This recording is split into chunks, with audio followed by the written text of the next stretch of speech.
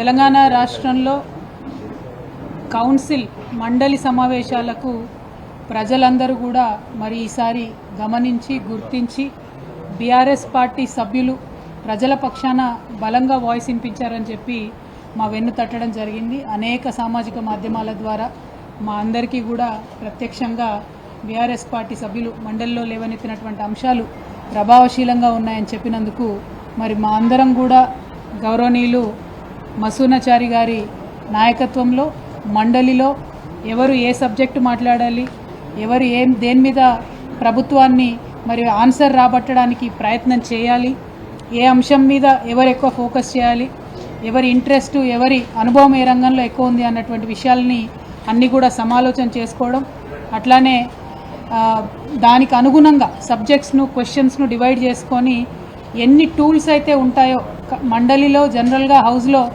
చాలా రకాలుగా ప్రశ్నించేటటువంటి అవకాశం ఉంటుంది.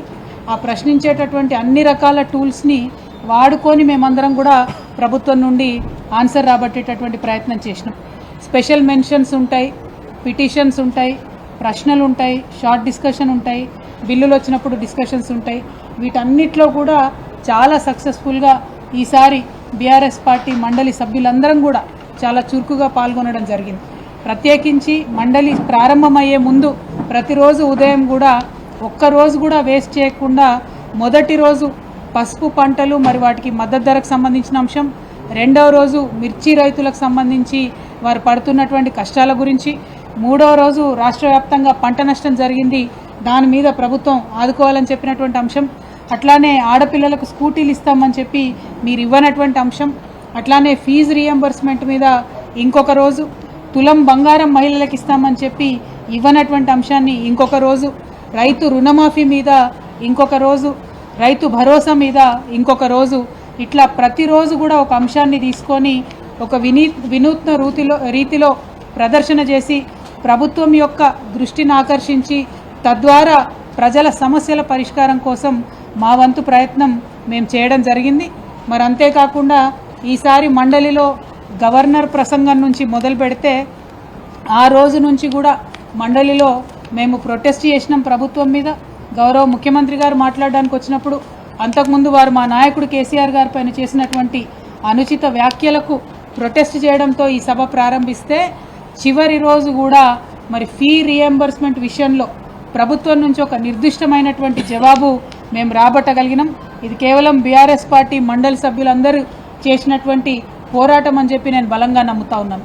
ఇన్ని రోజులు ఫీ రీఎంబర్స్మెంట్ మీరు 8,000 కోట్లు ఇవ్వాలంటే జవాబు చెప్పనటువంటి ప్రభుత్వం మొన్న మండలిలో గౌరవ ముఖ్యమంత్రి గారు 12 నెలలలో పాత అప్పులను నెలకింత అని తీరుస్తామని చెప్పి కొత్తగా ఇవ్వాల్సిన ఫీ రీఎంబర్స్మెంట్లు ఆన్ ద స్పాట్ ఎప్పటికప్పుడు పేమెంట్ చేస్తామని చెప్పి మండలి సాక్షిగా వారు మాట ఇవ్వడం జరిగింది. మరి మండలిలో జవాబు రాబట్టగలిగినటువంటి మేమందరం వారు ఇచ్చినటువంటి మాట పూర్తి చేసేంత వరకు కూడా వారిని ఎండగడుతూనే ఉంటాం, ప్రజాక్షేత్రంలో వారిని వెంటాడుతూనే ఉంటామని ఈ సందర్భంగా తెలియజేస్తూ ఉన్నాం. అట్లానే ఈ సెషన్స్ ప్రత్యేకించి మన రాష్ట్ర చరిత్రలో నిలిచిపోయేటటువంటి సెషన్స్. ఎందుకోసం చెప్తా ఉన్నామంటే బీసీలకు సంబంధించి 42% విద్యా ఉద్యోగ రాజకీయ పరంగా రిజర్వేషన్లు తెచ్చేటటువంటి బిల్లు ప్రవేశపెట్టుకోవడం చరిత్రలో నిలిచిపోతుంది. అట్లానే ఎస్సీ వర్గీకరణకు సంబంధించి ప్రవేశపెట్టినటువంటి బిల్లు కూడా చరిత్రలో నిలిచిపోతుంది. ఈ రెండిట్లో కూడా ఈ 2 బిల్లులు సాకారమై అసెంబ్లీకి రావడం వెనుక కూడా బీఆర్ఎస్ పార్టీ నిరంతర పోరాటం ఉందన్న విషయాన్ని ఈ సందర్భంగా ప్రజలకు గుర్తు చేస్తూ ఉన్నాం. అదేవిధంగా ఈ సెషన్ మరొక అంశానికి కూడా చరిత్రలో నిలిచిపోతుంది.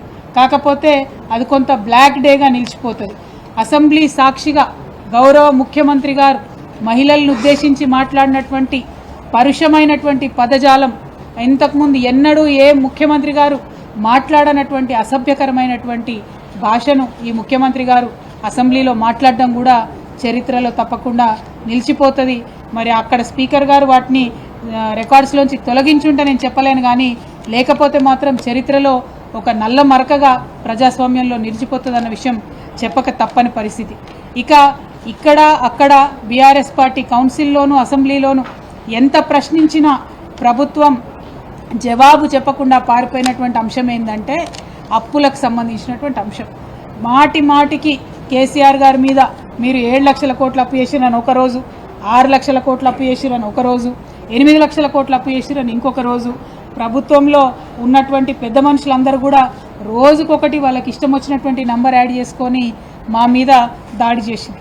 అది ఎన్నికల ముందుకు జరిగినటువంటి దాడి, ఎన్నికల తర్వాత కూడా అదే దాడిని వాళ్ళు కొనసాగిస్తూ ఉన్నారు. ఇవాళ అధికారంలోకి వచ్చిన తర్వాత నిజానికి చాలా ప్రశాంతంగా పరిపాలన చేసుకోవచ్చు, కానీ బీఆర్ఎస్ పార్టీ వారిని ప్రశ్నిస్తున్నటువంటి వైఖరితోని వారు బాగా ఫ్రస్ట్రేషన్కి లోనై ఇంకా కూడా తప్పులు చెప్తా ఉన్నారు అప్పుల విషయంలో అన్న విషయం ప్రజలకు తెలియజేస్తూ ఉన్నాం. ఇవాళ నేను మీ అందరికి కూడా పార్లమెంటులో 2 రోజుల క్రితం మన పార్లమెంటులో కేంద్ర ప్రభుత్వం ఇచ్చినటువంటి జవాబును చూపిస్తూ ఉన్నాను. ఈ జవాబులో చాలా స్పష్టంగా, ఇది 24 మార్చి 2025, ఇవాళ 28వ తారీఖు, 4 రోజుల క్రితం కేంద్ర ప్రభుత్వం పార్లమెంట్లో ఇచ్చినటువంటి జవాబులో తెలంగాణ రాష్ట్రంలో ఉన్నటువంటి అప్పులు మొత్తం కూడా 4,42,298 అని చాలా స్పష్టంగా జవాబు ఇవ్వడం జరిగింది. 4,42,298 కోట్ల రూపాయల అప్పు అని చెప్పి చాలా స్పష్టంగా చెప్పింది. అంటే ఈ అప్పు జిఎస్డిపి పర్సంటేజ్లో చూస్తే కేవలం 26%. అదే మన గౌరవ ముఖ్యమంత్రి గారు దీని నంబర్ డబుల్ చేసి 8 లక్షల కోట్ల అప్పు అని చెప్పి మరి వారు చెప్పడం అన్నది చాలా దురదృష్టకరం. సభలోనన్నా ఇప్పటికన్నా నిజం చెప్పండి. మీరు అబద్ధాలు చెప్పే అధికారంలోకి వచ్చినారు, వచ్చిన తర్వాత మీరు చెయ్యలేని హామీలు ఉంటే ప్రజల క్షమాపణ చెప్పి ఇదిగో మేము అబద్ధాలు చెప్పి అధికారంలోకి వచ్చినాయని ఒప్పుకుంటే మర్యాదగా ఉంటుంది. కానీ ఇప్పటికి కూడా మేమే బుల్డోజ్ చేస్తాం అని చెప్పి మాట్లాడడం అన్నది కరెక్ట్ కాదు. ఒకటి అప్పుల విషయం అయితే, మరి ఇంకొక విషయం కాళేశ్వరంలో ఉన్న బ్యారాజ్ల గురించి గౌరవనీయులు ఉత్తమ్ కుమార్ రెడ్డి గారు అసెంబ్లీ సాక్షిగా కూలిపోతాయన్న ప్రచారంలో వాస్తవం లేదు అని చెప్పి ఉత్తమ్ కుమార్ రెడ్డి గారు ప్రకటించడాన్ని ఈ సందర్భంగా ప్రజలకు గుర్తు చేస్తున్నాం. ఇన్ని రోజులు పంటలు ఎందుకు ఎండిపోతున్నాయి, లక్షలాది ఎకరాలు ఎండిపోతున్నాయి అంటేనేమో అవి వాడడం కరెక్ట్ కాదని చెప్పినారు. మరి నిన్ననేమో 2 బ్యారేజీలు బాగానే ఉన్నాయి, వాడవచ్చు, నీళ్ళు ఇవ్వచ్చు అని వాళ్ళే చెప్పినారు. అంటే నీళ్లు ఇవ్వకపోవడం అన్నది మీ వైఫల్యం కాదా అన్న విషయం ప్రభుత్వాన్ని మేము సూటిగా ప్రశ్నిస్తూ ఉన్నాం. అదేవిధంగా మరి బీఆర్ఎస్ పార్టీ తమ పోరాట పటిమతోని ఇలాగే ప్రజా సమస్యలన్నింటినీ కూడా ప్రభుత్వం దృష్టికి తీసుకొస్తుంది, ప్రజాక్షేత్రంలో ప్రభుత్వాన్ని ఎండగడుతుంది, మనకు ప్రజలకు రావాల్సినటువంటి హక్కులన్నింటినీ కూడా సాధిస్తామని మరొక మారు తెలియజేస్తూ ఉన్నాం. మరి మా సభ్యులు ఎమ్మెల్సీలు అక్క సత్యవతి అక్క గారు బీఆర్ఎస్ పార్టీలో మరి వారు మంత్రిగా పనిచేసినారు, ఇవాళ ఎమ్మెల్సీగా 2 టర్ములు పనిచేసి 1 టర్ము పనిచేసి మరి ఇప్పుడు రిటైర్ అవుతూ ఉన్నారు. తప్పకుండా రాజకీయాల్లో రిటైర్మెంట్ అనేది ఉండదు. ఒక వ్యవస్థలో ఒక రకంగా పనిచేస్తే ఇంకొక దారిలో మళ్ళా వచ్చి ప్రజాసేవలో అందరూ కూడా ఉండేటటువంటి ఆస్కారం ఉంటుంది. కాబట్టి బీఆర్ఎస్ పార్టీలో వారు యాక్టివ్గా అత్యంత కీలకమైన రోల్లో ఉంటారని కూడా ఈ సందర్భంగా తెలియజేస్తూ, మరి ఇంకొక ఎమ్మెల్సీ గారు శేర్ సుభాష్ రెడ్డి గారు వారు కూడా ఈ రేపటితోని వారి టర్మ్ అయిపోతుంది 29వ తారీఖు. కానీ వారు కూడా కేసీఆర్ గారికి సన్నిహితులు, ప్రజాక్షేత్రంలో చాలా కీలకంగా వారు కూడా ఉంటారని చెప్పి తెలియజేస్తూ ఉన్నాం. మరి గౌరవ పెద్దలు మహమూద్ అలీ గారు కేసీఆర్ గారికి కుటుంబ సభ్యులు లాంటి వారు 2001 నుంచి కేసీఆర్ గారికి చేదోడు వాదోడుగా ఉంటూ మరి ఈ రాష్ట్రానికి తొలి మైనారిటీ డిప్యూటీ సీఎంగా చరిత్రలో నిలిచిపోయినటువంటి వ్యక్తి. వారి హోమ్ మినిస్టర్గా, రెవెన్యూ మినిస్టర్గా అనేకమైనటువంటి సేవలు చేసినారు. వారు కూడా బీఆర్ఎస్ పార్టీలో యాక్టివ్గా ఉంటూ ముస్లిమ్స్ సమస్యలను అదేవిధంగా ప్రజా సమస్యలను తప్పకుండా ముందుకు తీసుకొని వెళ్తారు. ఈ రిటైర్మెంట్ అనేటటువంటిది మా ఎమ్మెల్సీలందరికీ విరామం మాత్రమే, విశ్రాంతి కాదు. కాబట్టి ఇంకా ఏదో ఒక స్థాయిలో ఎక్కడో ఒక చోట పార్టీలో యాక్టివ్గా పనిచేస్తూ ఉంటారు. బీఆర్ఎస్ పార్టీ మీకు తెలుసు మరి రజతోత్సవం జరుపుకోబోతా ఉంది త్వరలోనే. 25 వసంతాల పండుగని వరంగల్ దగ్గర ఉన్నటువంటి ఎల్కతుర్తి క్రాస్ రోడ్స్లో చాలా పెద్ద ఎత్తున లక్షలాది మందితోని ఏప్రిల్ 27వ తారీఖున భారీ బహిరంగ సభ నిర్వహించబోతా ఉన్నాం. అది ఎట్లా ఉంటుంది అని అంటే చరిత్రలో తెలంగాణలో మరొక కుంభమేళా జరిగిందని ప్రజలందరూ కూడా చెప్పుకునే అంత పెద్దగా ఉంటుంది. ఎందుకంటే మా కార్యకర్తల్లో ఇప్పుడు ఉన్నటువంటి ఉత్సాహం, ప్రజల్లో ఉన్నటువంటి ఉత్సాహం, జరుగుతున్నటువంటి ఏర్పాట్లు అంటే 10 లక్షల వాటర్ బాటిళ్ళు, దాదాపు ఒక 15 లక్షల మజ్జిగ బాటిళ్ళే తెస్తూ ఉన్నామంటే మరి ఏ స్థాయిలో ఏర్పాట్లు జరుగుతూ ఉన్నాయో ప్రజలు, కార్యకర్తలు అందరూ కూడా సంబరంగా, సంతోషంగా 25 వసంతాల ఈ బీఆర్ఎస్ పండగకు హాజరు కావాలని చెప్పి మేము కోరుతా ఉన్నాం. 25 వసంతాల బీఆర్ఎస్ పార్టీ అంటే 25 సంవత్సరాల తెలంగాణ చరిత్ర. మనం ప్రపంచంలోనే అద్భుతంగా పోరాడినటువంటి ఫ్రెంచ్ రెవల్యూషన్తో తెలంగాణ ఉద్యమాన్ని ఎప్పుడైనా కూడా సరిపోల్చి చూసుకుంటాం. మనం ఆ ఉద్యమంలో పాల్గొన్నాం, విజయ తీరాలకు చేరుకున్నాం, రాష్ట్రాన్ని సాధించుకున్నాం, వచ్చినటువంటి రాష్ట్రాన్ని భారతదేశంలో నంబర్ 1గా నిలబెట్టుకున్నాం.